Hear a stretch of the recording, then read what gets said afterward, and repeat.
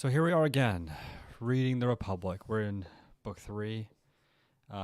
This has ended up being a 3-part book 3. I guess book 3 is a little long. We're listening to the Benjamin Jowett translation, which is on Librivox. And I'm going to start reading, or we're going to turn it on. Listen, and there's going to be some commentary whenever I'm able to stop and kind of explain what's going on. That's the plan. So here we go, making our way through this book. I should say, if you're reading the book, the breaking point was number 407. Plato's books are numbered, which is sort of nice. So 407 is where we left off. And we've got probably about 25 minutes left of book 3. Here we go. Has he not, I said, an occupation? And what profit would there be in his life if he were deprived of his occupation? Quite true, he said. But with a rich man this is otherwise. Of him we do not say that he has any specially appointed work which he must perform, if he would live. He is generally supposed to have nothing to do.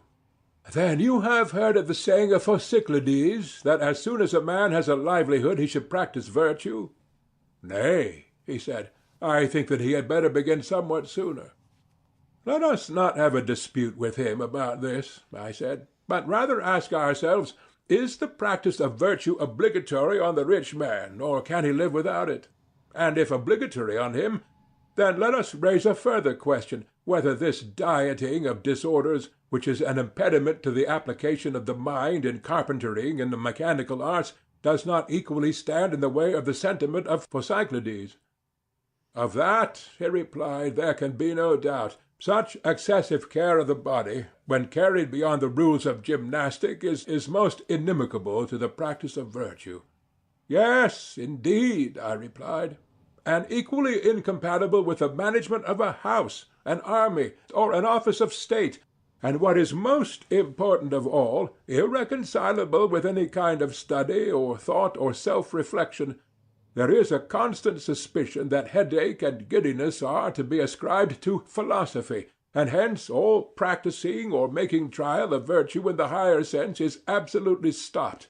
For a man is always fancying that he is being made ill, and is in constant anxiety about the state of his body. Yes, like... I should pause here just to catch us up.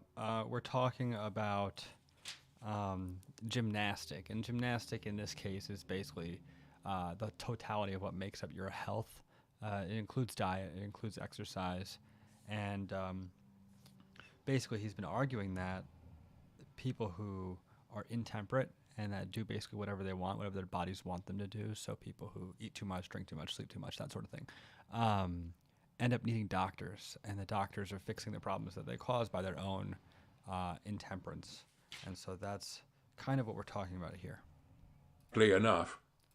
And therefore our politic Asclepius may be supposed to have exhibited the power of his art only to persons who, being generally of healthy constitution and habits of life, had a definite ailment, such as those he cured by purges and operations, and bade them live as usual, herein consulting the interests of the state.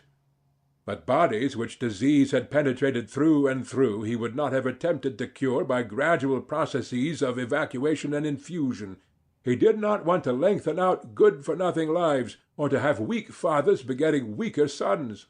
If a man was not able to live in the ordinary way, he had no business to cure him, for such a cure would have been of no use either to himself or to the state. Then, he said, you regard Asclepius as a statesman. Clearly, and his character is further illustrated by his sons. Note that they were heroes in the days of old, and practised the medicines of which I am speaking at the siege of Troy. You will remember how, when Pandarus wounded Menelaus, they sucked the blood out of the wound and sprinkled soothing remedies. But they never prescribed what the patient was afterwards to eat or drink in the case of Menelaus, any more than in the case of Eurypylus.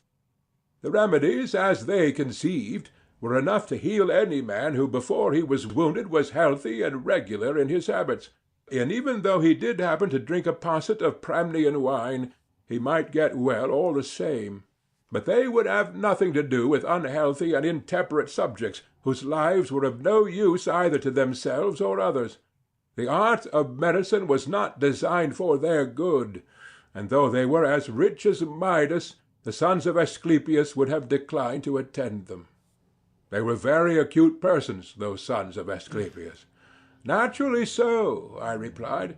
Nevertheless, the tragedians and Pindar, disobeying our behests, although they acknowledge that Asclepius was the son of Apollo, say also that he was bribed into healing a rich man who was at the point of death, and for this reason he was struck by lightning. But we, in accordance with the principle already affirmed by us, will not believe them when they tell us both. If he was the son of a god, we maintain that he was not avaricious, or if he was avaricious, he was not the son of a god. This is taking us back to what we were learning in book, I think it was the beginning of 3, that, good people and heroes and gods and their descendants are good, and they don't do things that are bad. So here, this guy who was supposedly the son of a god isn't going to be taking bribes. All that, Socrates, is excellent, but I should like to put a question to you. Ought there not to be good physicians in a state, and are not the best those who have treated the greatest number of constitutions, good or bad? And are not the best judges in like manner those who are acquainted with all sorts of moral natures? Yes, I said, I too would have good judges and good physicians. But do you know whom I think good? Will you tell me? I will, if I can. Let me, however, note that in the same question you join two things which are not the same. How so? He asked. Why, I said, you join physicians and judges.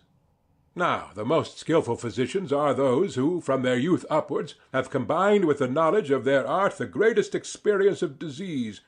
They had better not be robust in health, and should have had all manner of diseases in their own persons. For the body, as I conceive, is not the instrument with which they cure the body. In that case we could not allow them ever to be or to have been sickly. But they cure the body with the mind, and the mind which has become and is sick can cure nothing. That is very true, he said. But with the judge it is otherwise, since he governs mind by mind. He ought not therefore to have been trained among vicious minds, and to have associated with them from youth upwards, and to have gone through the whole calendar of crime, only in order that he may quickly infer the crimes of others as he might their bodily diseases from his own self-consciousness. The honorable mind which is to form a healthy judgment should have had no experience or contamination of evil habits when young. And this is the reason why in youth good men often appear to be simple and are easily practised upon by the dishonest, because they have no examples of what evil is in their own souls. Yeah. So this is basically comparing a judge and a doctor, saying that a doctor, both of them heal people, fix these problems, using the mind, right? So if a doctor's body is sick, he can still do doctoring. But if a judge, his mind is sick, if he's been exposed to or practiced very much injustice, and other sorts of vices, he's not going to be a good judge. Yes, he said, they are far too apt to be deceived. Therefore, I said, the judge should not be young. He should have learned to know evil, not from his own soul, but from late and long observation of the nature of evil in others. Knowledge should be his guide, not personal experience. Yes, he said, that is the ideal of a judge. Yes, I replied, and he will be a good man, which is my answer to your question. For he is good who has a good soul. But the cunning and suspicious nature of which we spoke, he who has committed many crimes and fancies himself to be a master in wickedness, when he is amongst his fellows, is wonderful in the precautions which he takes, because he judges of them by himself. But when he gets into the company of men of virtue, who have the experience of age, he appears to be a fool again, owing to his unseasonable suspicions. He cannot recognize an honest man, because he has no pattern of honesty in himself, and at the same time, as the bad are more numerous than the good, and he meets with them oftener, he thinks himself, and is by others thought to be, rather wise than foolish. Most true, he said. Then the good and wise judge whom we are seeking is not this man, but the other. For vice cannot know virtue too, but a virtuous nature, educated by time, will acquire a knowledge both of virtue and vice. The virtuous and not the vicious man has wisdom, in my opinion, and in mine also. This is the state of medicine, and this is the sort of law which you will sanction in your state. They will minister to better natures, giving health both of soul and of body. But those who are diseased in their bodies they will leave to die, and the corrupt and incurable souls they will put an end to themselves. That is clearly the best thing both for the patients and for the state. And thus our youth, having been educated only in that simple music, which, as we said, inspires temperance, will be reluctant to go to law. Clearly. And the musician, who, keeping the same track, is content to practice the simple gymnastic, will have nothing to do with medicine, unless in some extreme case. That I quite believe. The very exercises and tolls which he undergoes are intended to stimulate the spirited element of his nature, and not to increase his strength. He will not, like common athletes, use exercise and regimen to develop his muscles. So here Plato's explaining, I'm not sure if it's mutually exclusive, but he's explaining that exercise is good for your soul. It's not just for your body, that regimenting yourself, working hard, pushing past the desires of your flesh and your body are things that are both good for your body, but also, and probably primarily, for the soul. Very right, he said. Neither are the two arts of music and gymnastic really designed, as is often supposed, the one for the training of the soul, the other for the training of the body. What, then, is the real object of them? I believe, I said, that the teachers of both have in view chiefly the improvement of the soul. How can that be? He asked. Did you never observe, I said, the effect on the mind itself of exclusive devotion to gymnastic, or the opposite effect of an exclusive devotion to music? In what way shown? He said. The one producing a temper of hardness and ferocity, the other of softness and effeminacy, I replied. Yes, he said, I am quite aware that the mere athlete becomes too much of a savage, and that the mere musician is melted and softened beyond what is good for him. Yet surely, I said, this ferocity only comes from spirit, which, if rightly educated, would give courage, but if too much intensified is liable to become hard and brutal. That I quite think. On the other hand, the philosopher will have the quality of gentleness, and this also, when too much indulged, will turn to softness, but if educated rightly, will be gentle and moderate. True. And in our opinion the guardians ought to have both these qualities? Assuredly. And both should be in harmony? Beyond question. And the harmonious soul is both temperate and courageous? Yes. And the inharmonious is cowardly and boorish? Very true.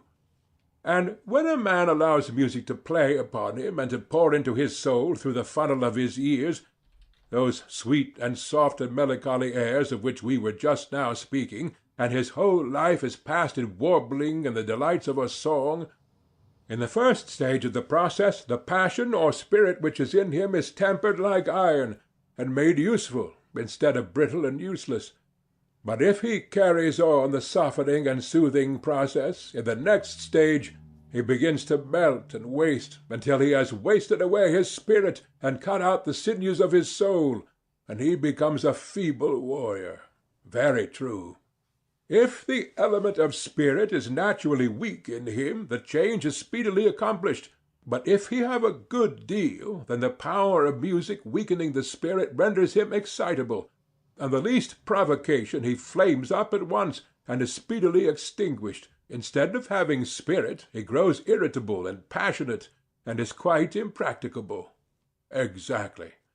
And so, in gymnastics, if a man takes violent exercise and is a great feeder, and the reverse of a great student of music and philosophy, at first the high condition of his body fills him with pride and spirit, and he becomes twice the man that he was.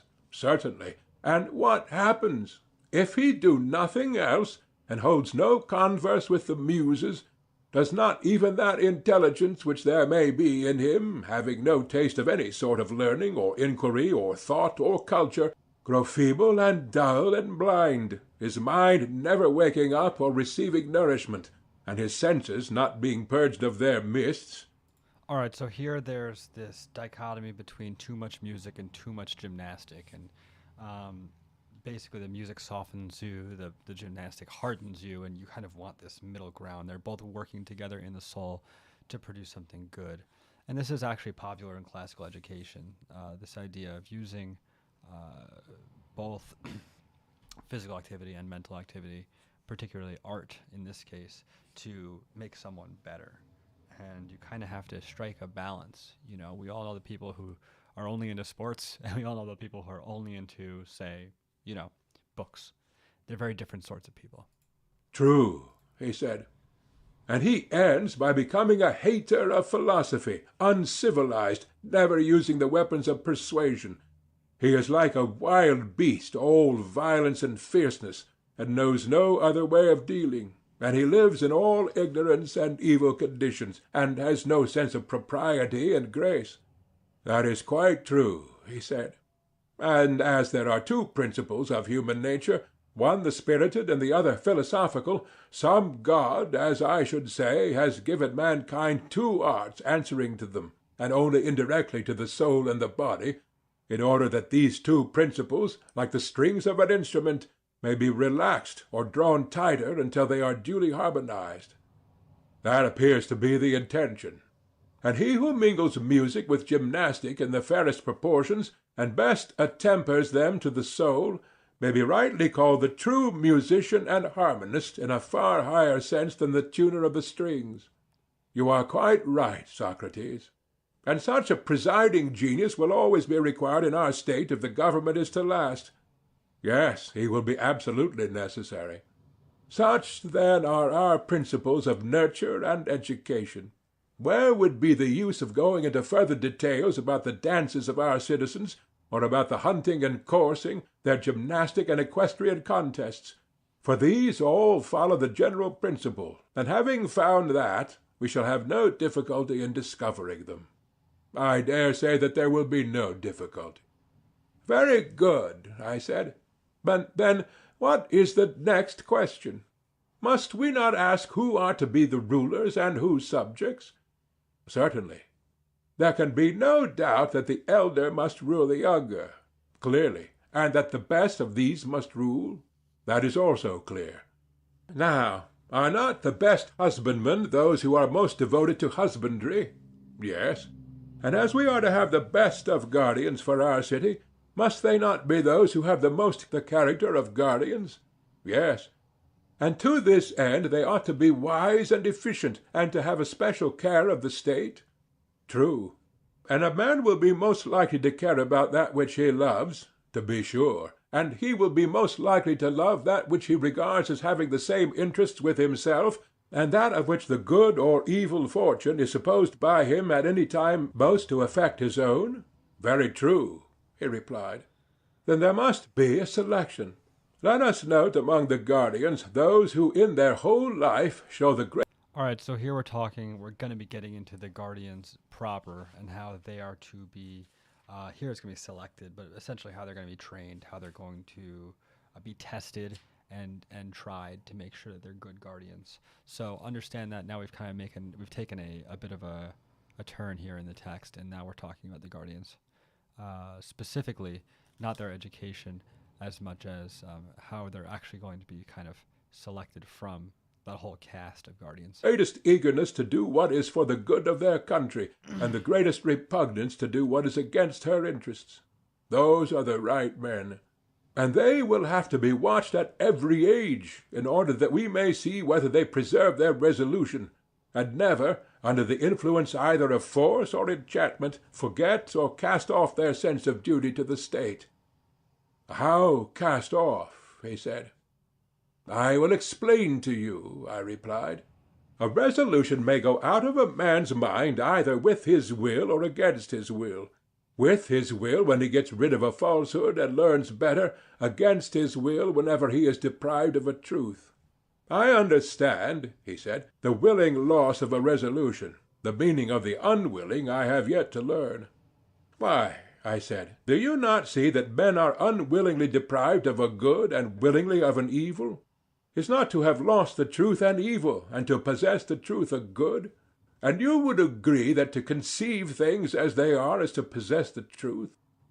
Yes, he replied, I agree with you in thinking that mankind are deprived of truth against their will. And is not this involuntary deprivation caused either by theft or force or enchantment? Still, he replied, I do not understand you. I fear that I must have been talking darkly, like the tragedians. I only mean that some men are changed by persuasion, and that others forget. Argument steals away the hearts of one class and time of the other. Then this I call theft. Now you understand me? Yes.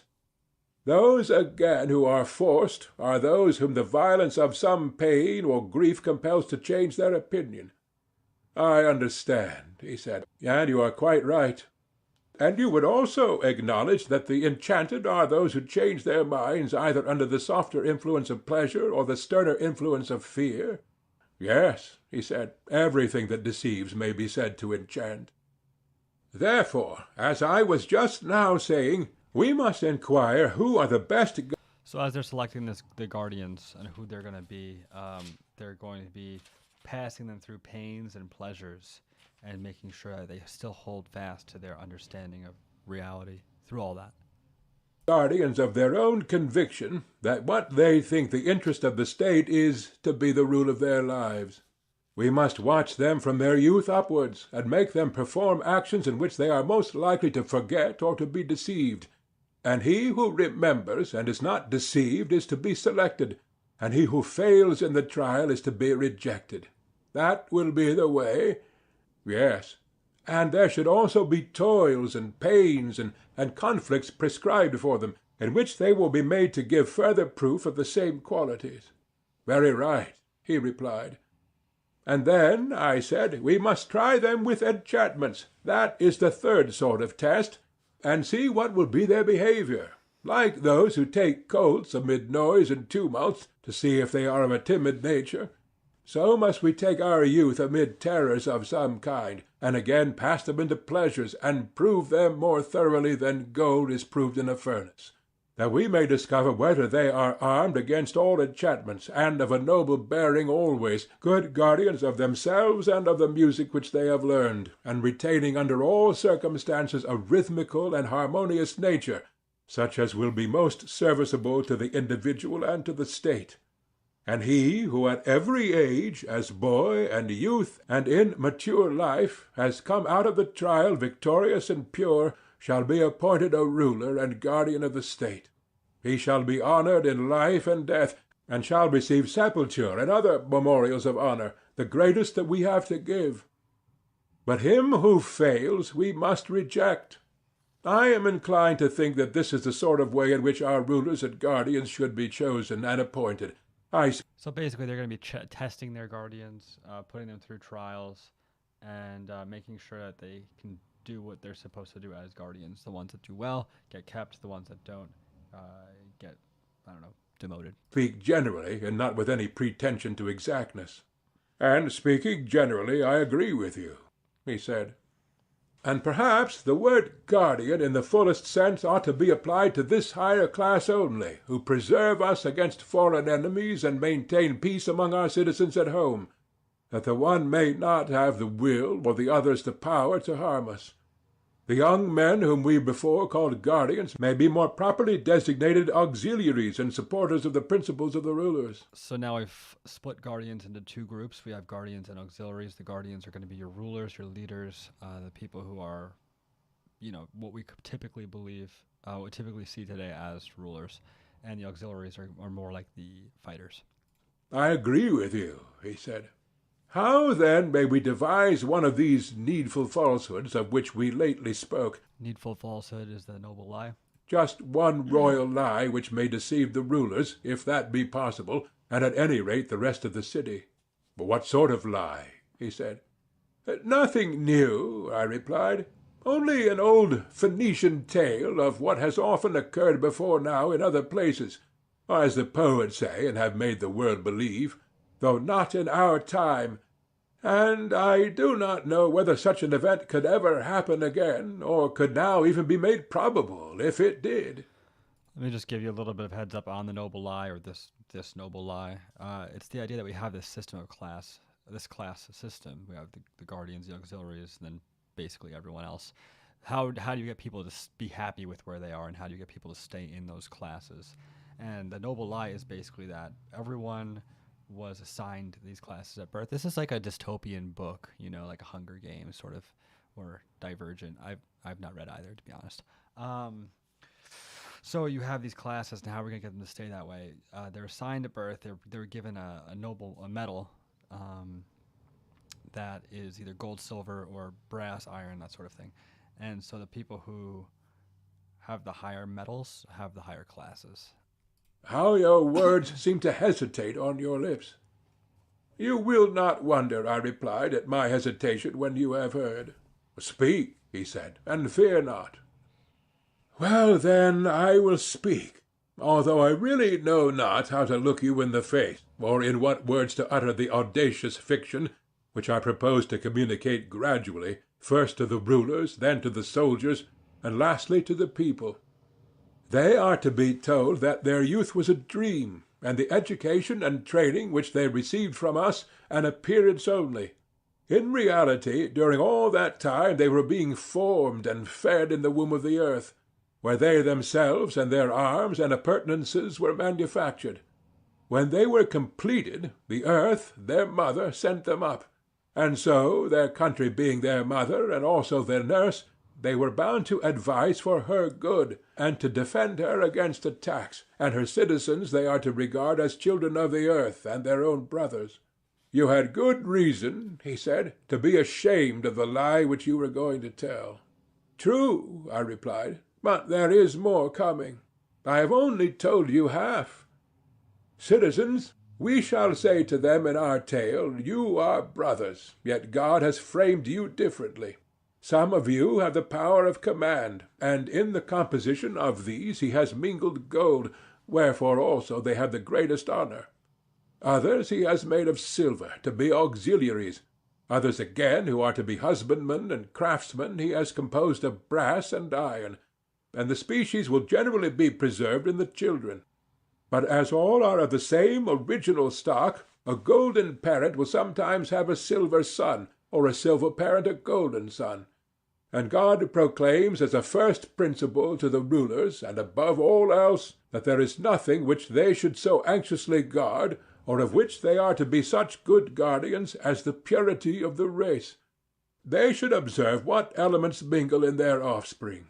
For if the son of a golden or silver parent has an admixture of brass and iron, then nature orders a transposition of ranks, and the eye of the ruler must not be pitiful towards the child because he has to descend in the scale and become a husbandman or artisan, just as there may be sons of artisans who have an admixture of gold or silver in them are raised to honor and become guardians or auxiliaries. For an oracle says that when a man of brass or iron guards the state, it will be destroyed. Such is the tale. All right, so let's just go over it real quick. This is the noble lie. Basically, the idea is that we're going to tell people that they were born from the earth. Therefore, they're all brothers and sisters. And also, they have this sense of duty toward the earth. That is to say, they will protect the state which bore them, the earth being the place that they're from geographically. Then they're all going to have this. They're all going to have this infusion of a noble metal. Well, some of the metals are noble, some aren't. So we have gold, silver, brass, iron, maybe others. But the gold are the guardians, the silver are the auxiliaries, and then the craftsmen and the other sorts of people are the other metals. And the idea is that you were going to keep these classes because it's sort of innate in who you are. It's not something that you can change. Therefore, people aren't going to aspire to be higher or lower. They're going to be happy with where they're at if they believe the lie. Is there any possibility of making our citizens believe in it? Not in the present generation, he replied.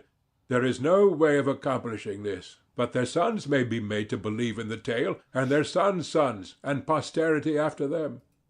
I see the difficulty, I replied. Yet the fostering of such a belief will make them care more for the city and for one another. Enough, however, of the fiction, which may now fly abroad upon the wings of rumour, while we arm our earth-born heroes and lead them forth under the command of their rulers. Let them look round and select a spot whence they can best suppress insurrection, if any prove refractory within, and also defend themselves against enemies, who like wolves may come down on the fold from without. There let them encamp, and when they have encamped, let them sacrifice to the proper gods and prepare their dwellings. Just so, he said. And their dwellings must be such as will shield them against the cold of winter and the heat of summer. I suppose you mean houses, he replied. But yes, I said, but they must be houses of soldiers and not of shopkeepers. What is the difference? He said. That I will endeavor to explain, I replied. To keep watchdogs who from want of discipline or hunger or some evil habit or other would turn upon the sheep and worry them, and behave not like dogs but wolves, would be a foul and monstrous thing in a shepherd. Truly monstrous, he said. And therefore every care must be taken that our auxiliaries, being stronger than our citizens. All right, just a preview of what's going to happen. He's basically taking away stuff from the Guardians and the auxiliaries. He's saying that they're not going to really have possessions. They're not really going to be able to store up gold or, too much money. They're not going to have land. And at first, this doesn't seem very profitable for them. It doesn't seem like why would you want to be that? But we're going to find out later why, and that it actually is a pretty good deal for them. May not grow to be too much for them, and become savage tyrants instead of friends and allies. Yes, great care should be taken. And would not a really good education furnish the best safeguard? But they are well educated already, he replied. I cannot be so confident, my dear Glaucon, I said. I am much more certain that they ought to be, and that true education, whatever that may be, will have the greatest tendency to civilize and humanize them in their relations to one another, and to those who are under their protection. Very true, he replied. Not only their education, but their habitations, and all that belongs to them, should be such as will neither impair their virtue as guardians, nor tempt them to prey upon the other citizens. Any man of sense must acknowledge that. He must. Then, now let us consider what will be their way of life, if they are to realize our idea of them. In the first place, none of them should have any property of his own beyond what is absolutely necessary. Neither should they have a private house or store closed against anyone who has a mind to enter. Their provisions should be only such as are required by trained warriors, who are men of temperance and courage. They should agree to receive from the citizens a fixed rate of pay, enough to meet the expenses of the year and no more, and they will go to mess and live together like soldiers in a camp. Gold and silver we will tell them that they have from God. The diviner metal is within them, and they have. So here again, we're talking about the Guardians and what they're not going to be allowed to have. So we just see that they're not to receive too much pay. They're not to have land. They're going to be given provisions for what they need, and they should be happy with the gold that is within them. Therefore no need of the dross which is current among men, and ought not to pollute the divine by any such earthly admixture. For that commoner metal has been the source of many unholy deeds, but their own is undefiled. And they alone of all the citizens may not touch or handle silver or gold, or be under the same roof with them, or wear them, or drink from them. And this will be their salvation, and they will be the saviors of the state.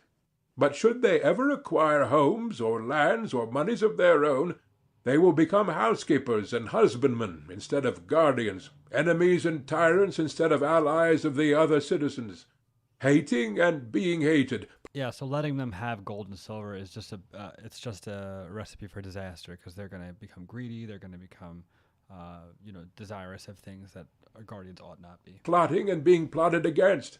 They will pass their whole life in much greater terror of internal rather than external enemies, and the hour of ruin, both to themselves and to the rest of the state, will be at hand. For all which reasons may we not say that thus shall our state be ordered, and that these shall be the regulations appointed by us for guardians concerning their houses and all their matters? Yes, said Glaucon. All right, that's the end of book 3. We'll pick it up with book 4 next time, whenever that ends up being. See you soon.